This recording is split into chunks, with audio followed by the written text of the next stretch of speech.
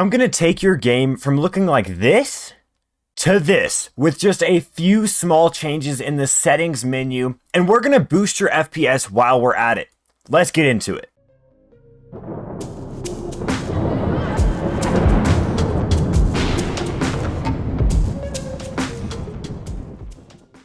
Hello everyone and welcome back to a brand new Disrupt Gaming Call of Duty video. Today I'm going to show you the absolute best graphical settings that are not only going to improve your FPS, improve your visibility, but it is also going to make your game just look so much better than it might have previously been looking. I hope that you do enjoy this video. The question of the day for today is right now, what is your FPS at? Okay, so let me know in the comment section down below, what does your FPS usually stick at whenever you are playing Cold War? And then at the end of the video, after you change these settings, we'll head back to that. Now, let's hop directly into it without stalling at all, and let's go to our graphic settings because we have a lot to go over. Cold War has a ton of settings, and I'm sure it's confusing if you don't actually understand what every single one of them means, so I'm going to show you right now exactly what they are. First off, display mode. This has to be full screen right here. If it's not full screen, your PC is not going to dedicate enough resources to this application, which is then going to negatively affect your frame rate. If you are streaming, maybe you need to click between different windows. Windowed full screen works, but like I said, it's going to negatively affect that frame rate a lot. Your refresh rate, just match that with whatever type of monitor you have. Now, gameplay VSync you only want on if you are having screen tearing issues. Here we see the two different screens. The one on the left has screen tearing happening. The one on the right has no screen tearing happening. So if this does apply to you, go ahead and tick this on. If not, just leave it off. NVIDIA Reflex Low Latency. This is going to be good for those extra milliseconds of reaction time. If you're not a competitive player, if you're not trying to be the best of the best, I would recommend leaving this disabled. But if you are really trying to get those millisecond advantages, go ahead and turn this on to enabled or even boosted, depending on how much performance you do want to sacrifice. Next, render resolution. We want this on 100. It should match whatever monitor you have. So right now I'm using a 1920 1080 monitor. I'll leave this on 100 and it is 100% of that. If you drop it down to something like 80, it's going to put your render resolution in a different type of resolution. So right here we would have less pixels than whenever we are at 100. This is a major thing for quality. Display resolution and aspect ratio are obvious. Set this to automatic, whatever your monitor is for display resolution. And now we have field of view. This one is maybe a little controversial, some would say, because I've seen some people that are recommending 80 field of view, which I believe is default. Other people are saying that you should bring it up to 90. Others are saying you need to max it out no matter what. It's one of those things you might not expect to affect your game, but it actually does affect your frame rate a lot. If we look at the picture, you see that depending on how big your field of view is, your computer's going to have to take in more images per second because there are more things going on the screen. So this will affect your FPS. I found that 100 and 110 are kind of the sweet spot. Those two areas are pretty good for frames, but also they help you see the enemies much more clearly.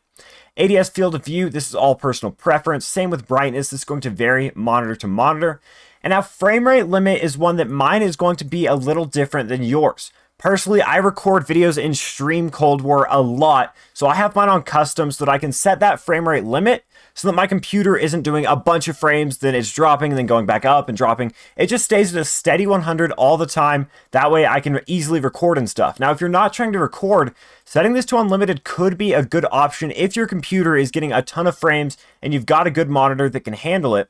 But if not, I would set it to custom, especially if you're struggling, because if you can just set this to whatever you want your target frame rate to be, a lot of times it will be able to hit that much more easily than if it were going up and down, up and down, up and down over and over again. So maybe just try and play around with this setting as much as you can.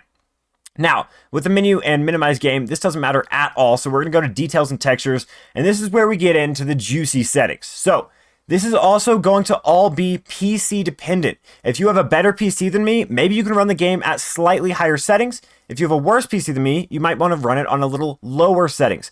But the main thing that we need to focus on here is a lot of these settings are going to be the same overall.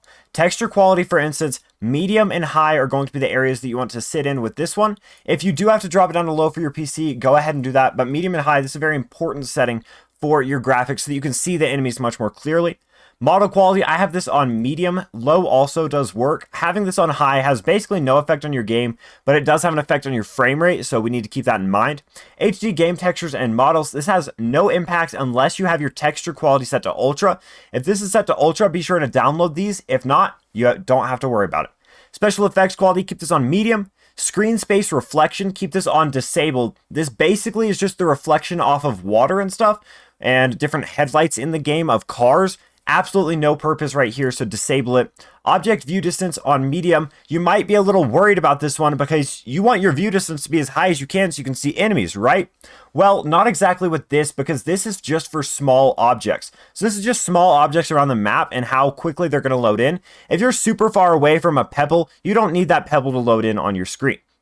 Now for shadow and lighting, this one is actually going to be a very big FPS saver. If you have these on your high settings, you want to drop them down. Drop down volumetric lighting to low, drop down shadow quality to low. Dynamic shadows, leave this on all, I'll explain in a second. Special effects shadows, go ahead and disable. Weapon shadow, also go ahead and disable. Now we have everything on low or disabled except for dynamic shadows. The reason that dynamic shadows is on is because this will make the enemy players cast shadows. Now, what this does is sometimes can give you an advantage, for instance, on a map like Satellite. On Satellite, there are certain coves and certain angles that enemies will peek where you will actually see their shadow before you will see them. So this actually gives you a competitive edge on the opponents, and dropping the rest of this down to low allows you to get that extra VRAM, those extra frames right there. Ray tracing is only enabled for RTX graphics cards. So if you have an NVIDIA RTX graphics card, you might be able to turn on ray tracing, but this is going to affect your game in a major way, and I'm talking FPS and quality. This is going to make your game look very nice. The ray tracing options are very cool, but it's also going to drop your frames by about 30 to 40 FPS no matter what system you're running. So I would highly recommend disabling this unless you just have a monster PC. Then go ahead and enable it, have some fun there. Now for anti-aliasing, I have found that high is the perfect spot for this. This is another big quality booster, and it does affect your FPS, but right here, high is a perfect spot so that you can see those enemy players as clear as day. Ambient occlusion quality, this can be either low or disabled. Personally, low has been fine for me. This is really no big deal at all. Motion blur is a huge setting that a lot of players have wrong. You need motion blur disabled. This is a horrendous setting to have on because it's going to make it way harder for you to see enemies whenever you're moving. You're moving a lot in Cold War, and if you aren't able to see people when you're moving, there's a problem. Motion blur quality doesn't matter because we just turned motion blur off. Subsurface scattering also we can disable because it has basically no effect on our game. Order independent transparency, this is another very similar thing with those headlights. This has a major effect on your frames, but has a minuscule effect on the actual quality of your game. So go ahead and disable that. VRAM usage target, you can crank this up if you want. You can crank it down if you want. 80% is the default. Basically, if your computer isn't that good, I'd crank it down so that you have a little bit of GPU left to allocate to other things. If your computer is kind of crazy, set it to high and see what happens. Display camera, go ahead, set this to computer. This is basically the monitor you're using. If you're using a TV, set it to here. Computer, set it to there. And then for your display adapter, you can just select whatever graphics card you have. And that is all of the settings for Cold War. We went over every single one of them. I explained them all so that you guys can make your own decisions.